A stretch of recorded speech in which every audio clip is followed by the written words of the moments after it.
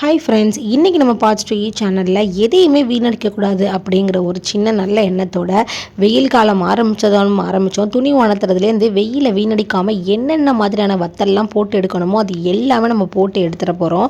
So அதில் ஒரு சின்ன ஆரம்பம் தான் இன்றைக்கி நம்ம மோர் மிளகா வத்தல் போட்டு எடுக்க போகிறோம். ஸோ இதுக்காக டி நகரில் போய் அழைஞ்சு குட்டி குட்டியாக உள்ள மோர் மிளகா வாங்கிட்டு வந்தாச்சு. என்ன தான் நம்ம பெரிய பெரிய பச்சை மிளகாவில் போட்டாலும் இந்த மிளகாயில் போடுற ருசியே தனிங்க. ஸோ உங்களுக்கு இந்த மாதிரியான மிளகா வத்தல் குண்டு வத்தல் கிடச்சிது அப்படின்னா நீங்கள் அதை மட்டுமே நீங்கள் வாங்கி செஞ்சு பாருங்கள். அதோட டேஸ்ட்டே சும்மா வேறு லெவலில் இருக்கும்.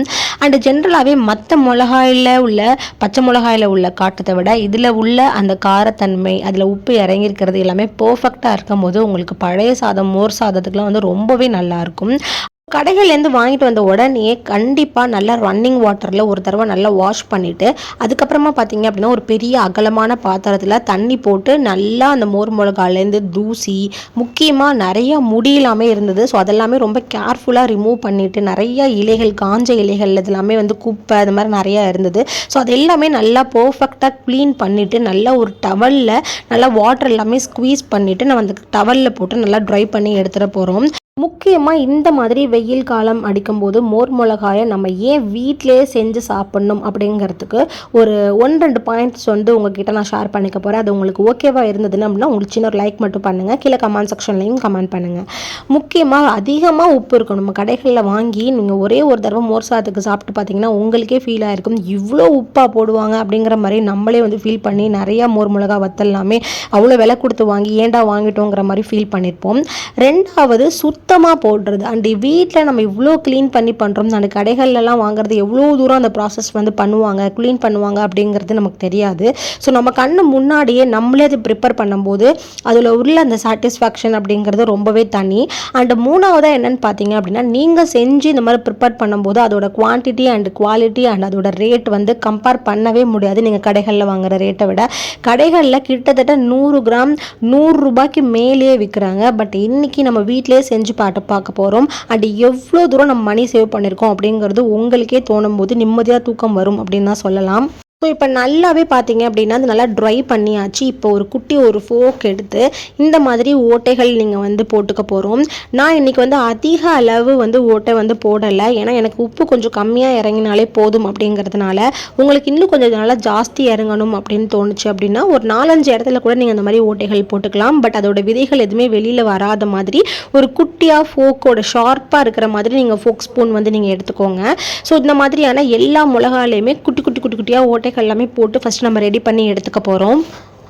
இப்போ கோடைக்காலம் ஆரம்பித்ததுலேருந்து சரி நம்மளோட உடல் சூட்டை தணிக்கிறதுல ஒரு சிறந்த லஞ்ச் மெனு அப்படின்னு பார்த்தீங்க அப்படின்னா தயிர் சாதம், அப்படி இல்லைன்னா பழைய சாதம், அப்படி இல்லைன்னா மோர் குழம்பு, மோர்களி.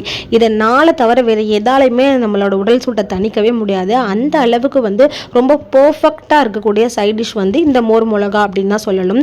ஸோ அதுக்காக நான் இன்னைக்கு கிட்டத்தட்ட பார்த்தீங்க அப்படின்னா நல்ல மோராக, அதாவது ரொம்ப கெட்டியான தயிராகவும் எடுத்துக்கல, ரொம்ப தண்ணியாக நீர்மோர் மாதிரியும் நான் இன்னைக்கு எடுத்துக்கல.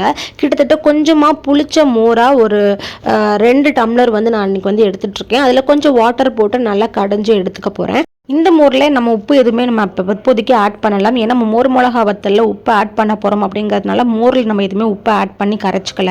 இப்போ நம்ம ஹோல்ஸ்லாம் போட்ட இந்த மோர் மிளகா வத்தலில் காம்பு எதையுமே நம்ம நீக்க வேண்டிய அவசியம் கிடையாது. இப்போ நல்லா பரப்பு நாப்பில் நல்லா 2 கை கல்லுப்பு நீங்கள் போட்டுட்டு மஞ்சள் பொடி நீங்கள் போட்டுக்கோங்க.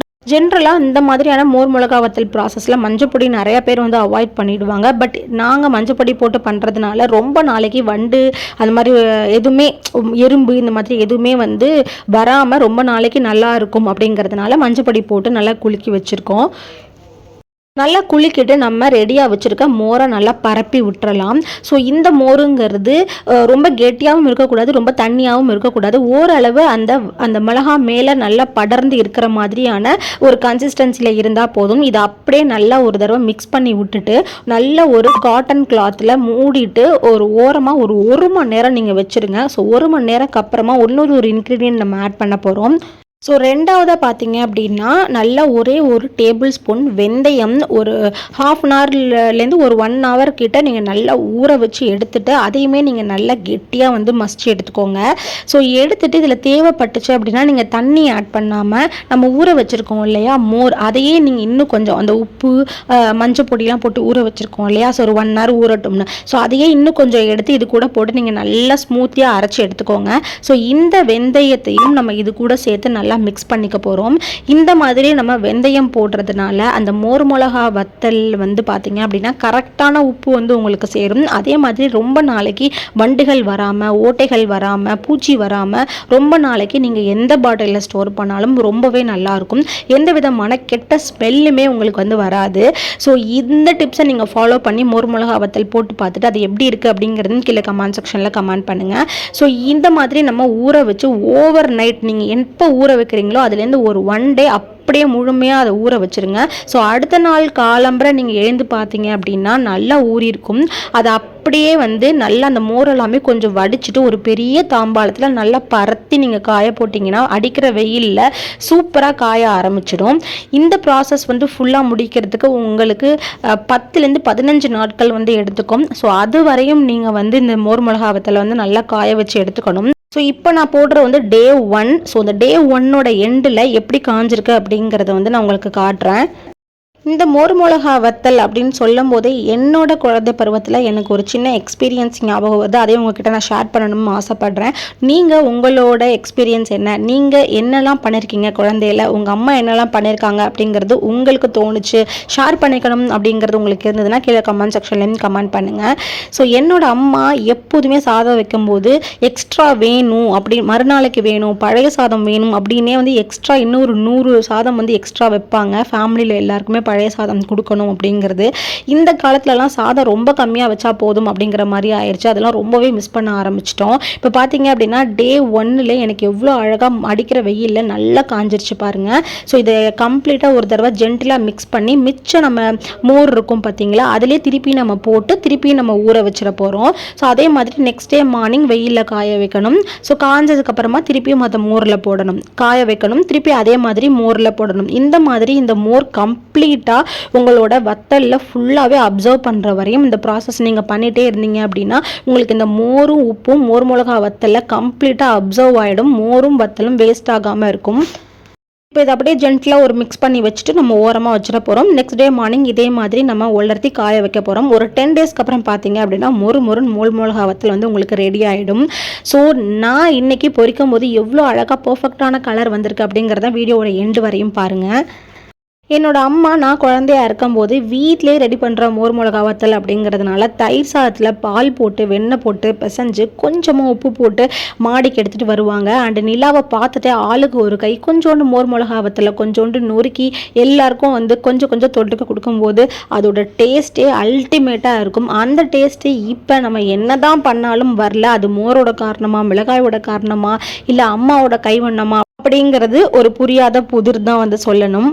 பட் இப்போ உள்ள ஜென்ரேஷனில் பழைய சாதம் அப்படிங்கிறத ரொம்பவே மிஸ் பண்ணுவாங்க. அவங்களுக்கு அப்படின்னா என்ன அப்படிங்கிறது கூட நிறைய பேருக்கு வந்து தெரியாது. பட் ஜென்ரலாகவே தயிர் சாதத்துக்கு என்ன தான் நம்ம வந்து காய்கறிகள் எல்லாமே தொட்டுக்கிட்டாலும் சுண்ட வத்தல், கொத்தவரை வத்தல், மோர் மிளகா, சின்ன வெங்காயம், ஃப்ரெஷ்ஷான கட் மாங்காய், இல்லைன்னா ஏதாவது ஒரு ஊறுகாய் அப்படிங்கிறது நம்ம நாக்கு தேடிட்டே இருக்கும். அந்த வகையில் மோர் மிளகா வத்தல் அப்படிங்கிறது ஒரு ஃபர்ஸ்ட் இடம் அப்படின்னு வந்து சொல்லலாம். ஸோ இந்த மோர் மிளகா வத்தல் நம்ம வீட்டிலே தயார் பண்ணுறது சூப்பராக ரெடி ஆயாச்சு. இப்போ எண்ணெய் நல்லா காஞ்சோன்னே இந்த மோர் மிளகா வத்தல எவ்வளோ தூரம் நீங்கள் அடுப்பை நல்லா கம்மியாக வச்சு நல்லா கோல்டு ப்ரௌன் கலரில் பொறுமையாக நீங்கள் பொரிச்சு எடுக்கிறீங்களோ அந்த அளவு உள்ள நல்லா கிறிஸ்பியாக மொறுன்னு உங்களுக்கு அந்த கருகிற டேஸ்ட் எல்லாமே இல்லாமல் ரொம்ப பர்ஃபெக்டாக உங்களுக்கு நல்லா பொரிஞ்சு வரும். இது அப்படியே ஒரு கண்ணாடி ஜாரில் நல்லா ஸ்டோர் பண்ணிட்டீங்க அப்படின்னா அது தீர்ற வரையும் உங்களுக்கு அதோட கிறிஸ்பினஸ் போகவே போகாது. நீங்கள் இந்த மாதிரி ட்ரை பண்ணி பார்த்துட்டு இதோட டேஸ்ட் எப்படி இருக்குது அண்ட் இதோட கலர்ஸ் எப்படி இருக்குது அண்ட் இதோட குவான்டிட்டி அண்ட் குவாலிட்டி எல்லாமே உங்களுக்கு பர்ஃபெக்டாக வந்துச்சு அப்படின்னா ஒரு சின்ன லைக் மட்டும் பண்ணுங்கள். முடிஞ்ச உங்களோட ஃப்ரெண்ட்ஸ் அண்ட் ஃபேமிலிக்கும் ஷேர் பண்ணுங்கள்.